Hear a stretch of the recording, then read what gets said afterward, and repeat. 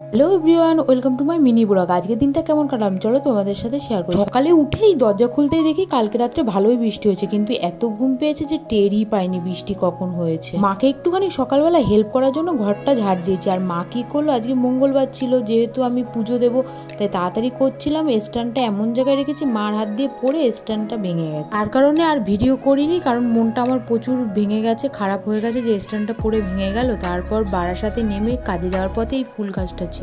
তো শিউলি ফুলের গন্ধ কার কার ভালো লাগে? আমার কিন্তু হেভি ভালো লাগে ফুলের, যে কোনো ফুলের গন্ধ ভালো লাগে, শুধু সূর্যমুখী বাদ দিয়ে। যে পরিমাণে বৃষ্টি হচ্ছে মনে হচ্ছে এবছর আর বৃষ্টি যাবে না। তোমাদের কি মনে হয় একটু কমেন্ট করে জানিও তো। আর এই বৃষ্টির মধ্যে আমার একটু কফি খেতে ইচ্ছা করছিল, ডয়ারেই রাখা ছিল এরকম ছোট ছোট প্যাকেটগুলো, কারণ বড় শিশি শেষ হয়ে গেছে তাই গরম জল করে বানিয়ে নিই। কফিটা খেয়ে দিন বাড়ি যাওয়ার পথে। আর আজকে বৃষ্টি হলো না বিকালে সেরকম, কিন্তু গরমটা প্রচুর লাগছিল।